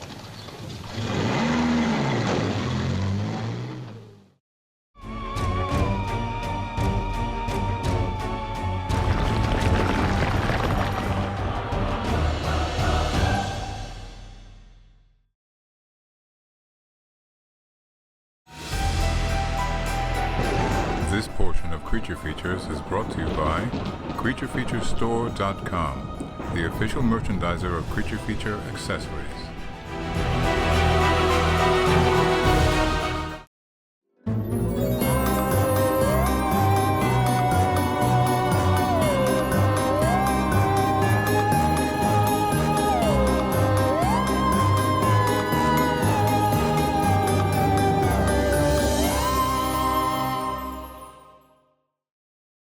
Welcome back to Creature Features. We are still with Miss Holly Fields and Lily. Lily. She is so adorable. That is like, she's like a toy something, right? A Yorkie. A toy Yorkie? Yes. A toy Yorkie. That's difficult to say. A toy Yorkie. Oh, that's because, no, she's a speech person. She does like voiceover work and singing. I stutter. And I chose talent is right?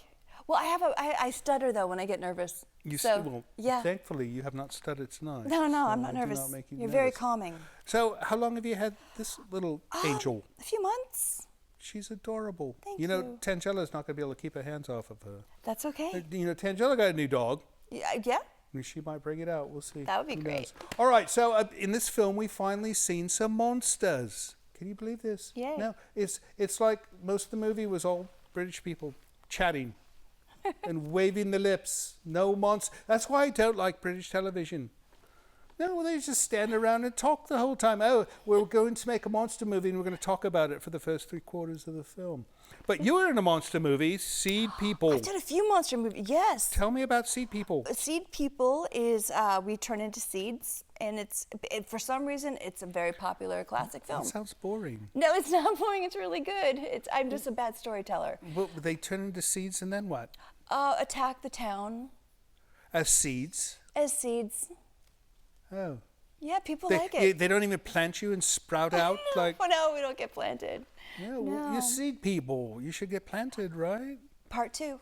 All right. You can write it. All right. No. Well, what was the film Invasion of the Body Snatchers? That was like the whole pod. It's very much like that. Very much. Is it? Yes. All right, so aliens drop things. Yes. And I did the movie Communion about aliens, and that was interesting. You were in Communion? Yeah. What did you do in that film? I had just moved to LA, and I met with Christopher Walken, and they gave me the part because I'm big into UFOs. What part did you have? Oh, it's just a little part in that one because it was my first job. It was the film within a film. Sorry, wrong movie. It was I'm the praying mantis girl that has a fight with Christopher Walken. You're the praying mantis girl in Yes. Communion? I'm going to watch this movie again tonight. You blink and you miss me in that. I mean, I literally didn't have any credits at the time, and I needed to work, but I would have done it for free because of Christopher Walken. Oh, so did you get to spend quality time with Christopher? I did, and Whitley Strieber, who wrote the book about aliens. I read the book. I actually read that book. I'm obsessed with aliens, so. No, I am as well. Well, I live in a remote mansion, and there's like strange markings out in the fields sometimes. I saw that. No, it could be Tangella. Right. Anything around here Most that's likely. odd could be Tangella. But no, we have ghost issues. Yeah? Yeah. Well, I'd rather have UFO issues because the ghost issues, she's popping out of the painting all the time. No, it's ridiculous. So we had a Halloween party and she was sitting there the whole time. Yeah? No, nobody noticed. And we watched the playback and it was like, oh, great. She popped out of the picture and she's here. But no, UFOs. So we have, what do they call the things, the rings? Circles? Crop circles. Is that? No, I have crop circles. No, really? Well, they're not very good ones. No, the ones in Great Britain aliens. are perfect, and these are they look like they're written by a child. Maybe it's a child No, alien. I think the young aliens on the UFOs come, and they do it in my yard. They're practicing. Right, the good people go over to Britain. I don't know. I could They're be wrong. practicing. Your yard is a practice yard. That must be what it is. I agree. All right, we got to get back to the film. All right. And when we come back, we're going to find out what you're doing next, right? Sounds good. All right, off we go to the end at some point of Cosmic Monsters. You guys stay with us. Don't go away, please.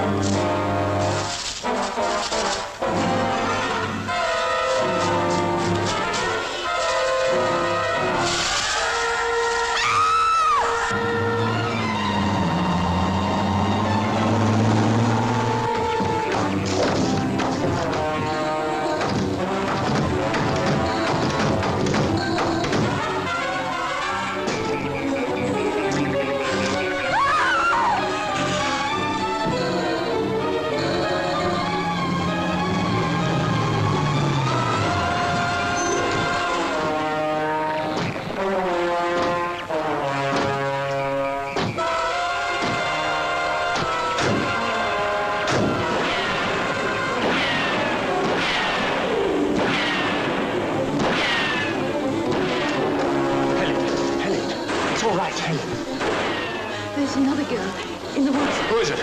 From Dr. Laird's assistant. Michelle! You'll come back. Mr. Graham! Michelle, she's in here. I'll come with you. Hurry.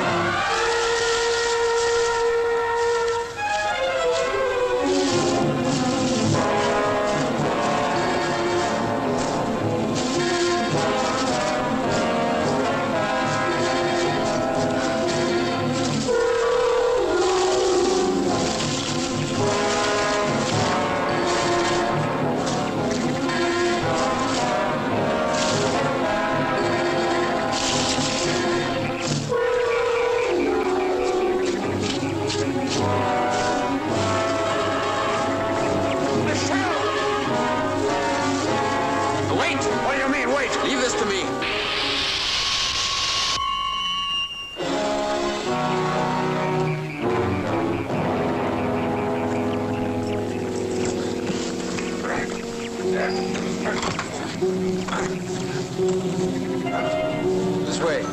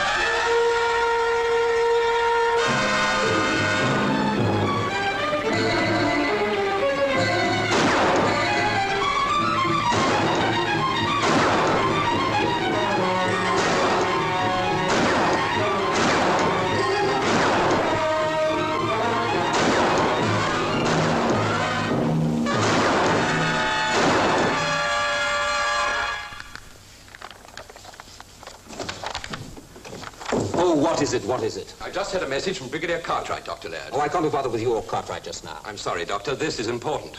So is this. Much more important than anything Cartwright has to gossip about. And I'm nearly ready for testing. It's about that. You mustn't operate the machine. I mustn't operate my own apparatus. Did you say that... I'm afraid I did. Some entirely new factors have arisen which make it imperative that all testing should be indefinitely delayed. Indefinitely delayed? How easily Whitehall bureaucrats betray red tape fetters. Indefinitely delayed. There will be no delay, Mr. Wilson. I alone am competent to decide when this apparatus shall be tested. Not some two-penny brass hat or upstart civil servant. Now get out! Dr. Laird, don't be ridiculous. Put that gun down. You're behaving like a madman. Nobody wants to interfere. Get out! If you say another word, I'll shoot you. Do you understand? I'll shoot you. Please listen. This apparatus has cost lives. It is dangerous.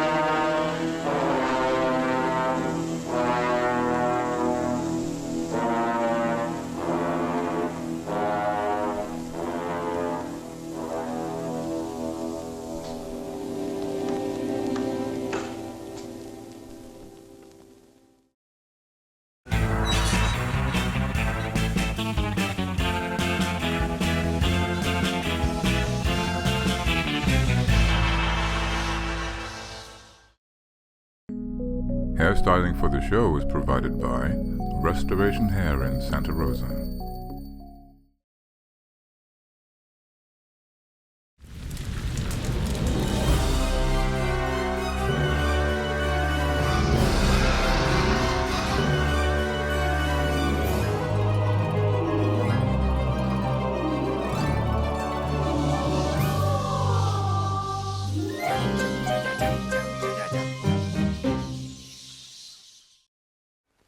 Feeling better, Michelle? You're going to be all right, Michelle. Well, I think we've covered this section of the woods, Mr. Murray. I wouldn't like that job again. Any casualties? It's a good job we acted when we did. The woods were thick with eggs. Another few days and Yes, all right. There's to be no relaxing. Keep patrolling all night, and tomorrow we'll have a thorough comb out. You better report to Brigadier Cartwright straight away. Right, sir. Good Lord. To think we have to do this in every wood in the country. That will not be necessary, Mr. Murray. Hmm? Mr. Smith, one or two questions I'd like to ask you. Where do you come from? Jimmy, I'm afraid that's going to be a kind of an awkward question for him to answer, isn't it, Mr. Smith? Yes, indeed. You said that some of the RAF boys had reported unidentified objects flying south. Yes, that's right. Usual sort of nonsense. Yes, well, this time it wasn't nonsense, I'm afraid. Was it, Mr. Smith? I landed here shortly after your first disastrous experiment. Landed? What are you talking about? This is difficult. Let me put it this way, Mr. Murray. Without being aware of it, your newspapers were very near the truth when they spoke of mysterious invaders from Planet X. Am I going crazy? In fact, there was but one invader. It was I. Jimmy, I realize it's going to be a little hard for you to believe, but the truth of the matter is, Mr. Smith is the legendary character from outer space, right?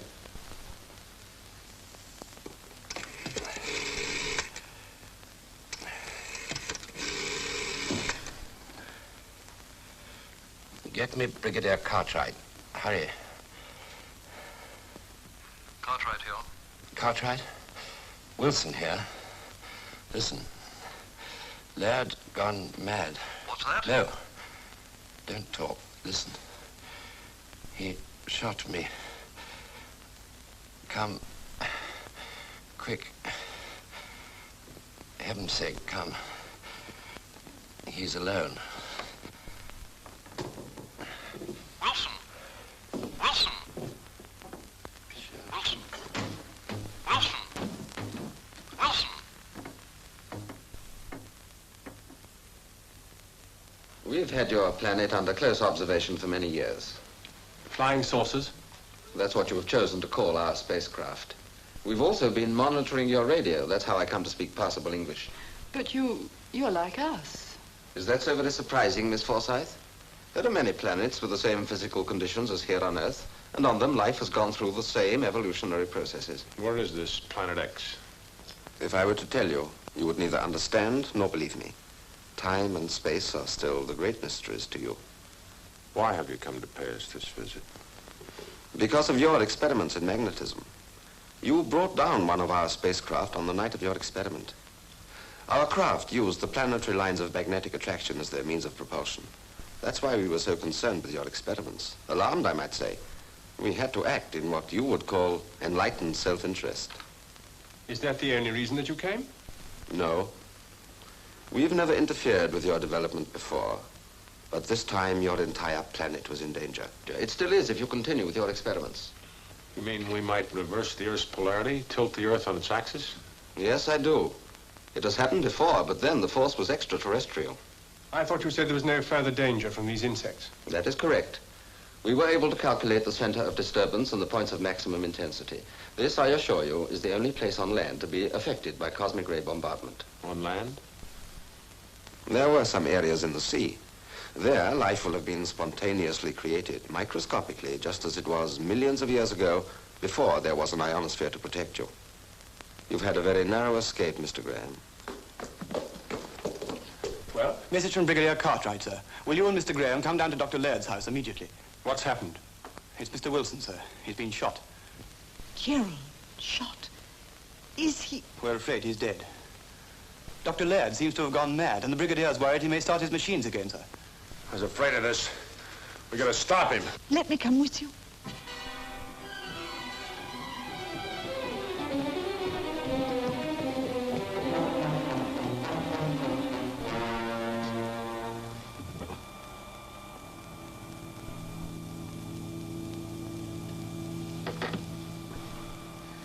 Just like I thought. Locked and bolted. We could break it down, I suppose. Well, we might, but it'd be a tough job. It'd take hours. Oh, that will be enough to set him off.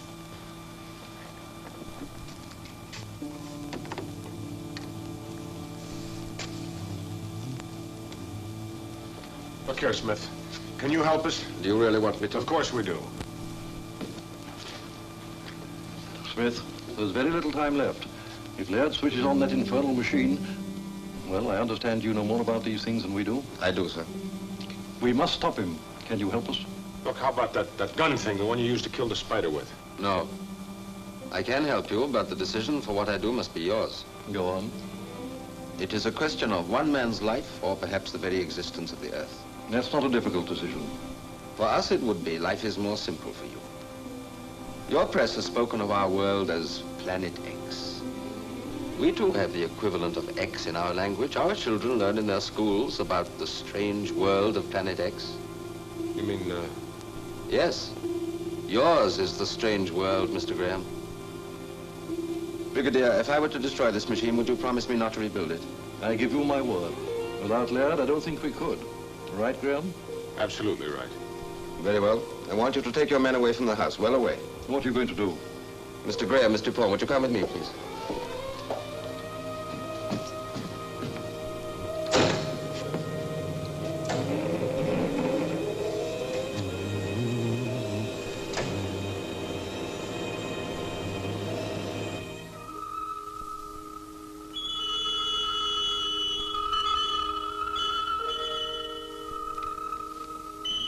Now we must wait.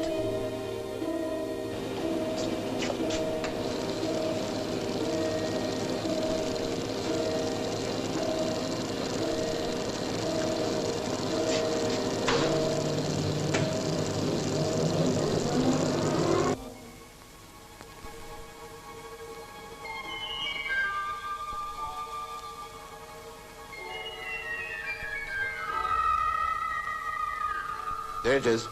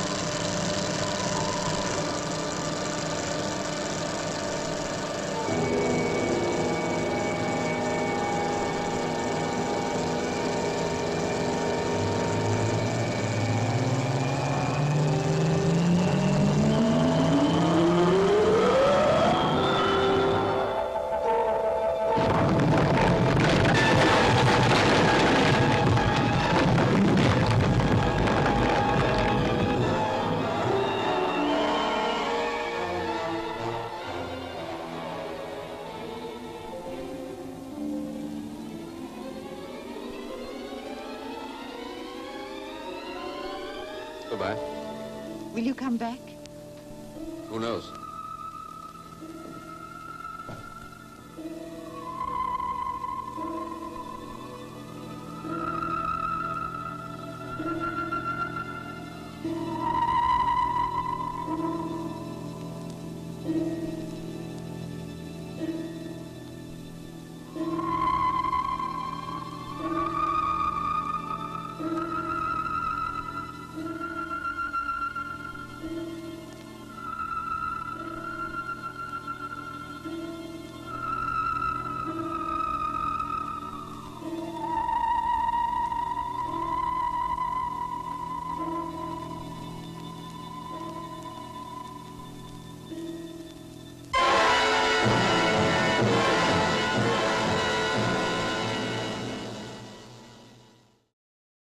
And that brings the flying saucer down upon the lab, exploding on everything. You know, I'm so tired of films that end this way.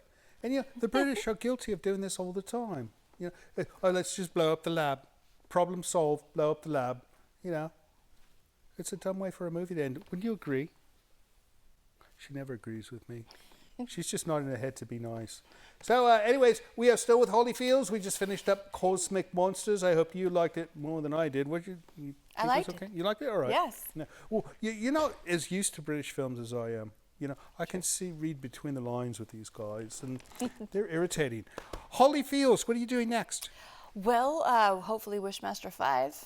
Wishmaster 5? There's been interest in it, Oh, my goodness. Like, you're going to be the star. You're not going to do voiceovers. You're going to be the star. Yeah, and hopefully Tammy Lauren, she's up for it too. And they would bring her back. Yes. And you would be together. And Tammy's in the first one, and she's amazing. And you were in the second. I'm in the second. But you never met, right? In the movies. In the movies, but we've gotten to meet when we do the autograph shows, and she's the best. And then, of course, Andrew Divoff, who is the best, amazing man in the world. Would have to be. Now yes. Would be required. Talented beyond belief. So, that's wonderful. Yeah. So when might we know something? I don't know. I think they're writing the script right now. Oh, so it's like it's moving. It's not just like an idea. No, it's somebody's notepad. Definitely moving. Oh, wonderful! Yeah. Wonderful. So you're doing that probably more voiceover work for video games. Star Wars: The Old Republic, which is the best job in the world. It's so such that's a an blessing. ongoing thing. I auditioned for it. I didn't even know I was auditioning for Star Wars. They called it The Old Republic. Right. So I got home. I thought I blew it. I thought there was no way I was going to get it. And by the time I got home, my agent said. He called me and said, "You got it." And by the way, it's Star Wars. And I screamed so loud that my neighbors called me. They thought I was in trouble. I was so happy. And yeah, I thought it was going to be a one-time job, but it's been 10 years now. My goodness. Yeah, very thankful. That's Star wonderful. Wars. And you do all this down in LA? Yes. Oh, wonderful. And Shrek. And well, it's a game. I figured maybe Silicon Valley, they fly you up to San Jose. I would love that, but no, we do it at this really amazing studios in LA. And DreamWorks. Studio. We work at DreamWorks that's for Shrek, but Disney. How fantastic. Yeah, well, you're busy. And you said you're going to come out with maybe a line of skincare products. A skincare line. I'm working on, my doctor came out with it, and he's asked me to be the spokesperson because he was the best. He's the best doctor in the world. Looking at your resume, we've got actress, voiceover person, and now you're celebrity spokesmodel. All right. That's wonderful. That is absolutely. And she dog knows whisperer. How to do it. She knows the pose. Actually, you're the dog whisperer. The dog whisperer and painter, and she's the jack of all trades. I like doing it all. No, you're wonderful. Well, website. Website. Instagram. Instagram. I Holly Fields _ Holly _ Fields. Yes, one. We looked it up. Holly _ Fields 1. See how much I go on there. And then you can find it on Instagram, and then I suppose you put announcements of things that you're doing there. Yes. No, that's a good place to do it. Yeah. That's wonderful. I love it. All right, well, Holly, thank you so much for coming on the show. You were so wonderful. And Lily was so well behaved. Yeah. Better behaved than this one. All right, and as far as you guys go, thank you so much for staying up late with us on another Saturday night. We know you could be sleeping or watching Saturday Night Live, or what's that other show that they watch sometimes? She wouldn't watch it anyways.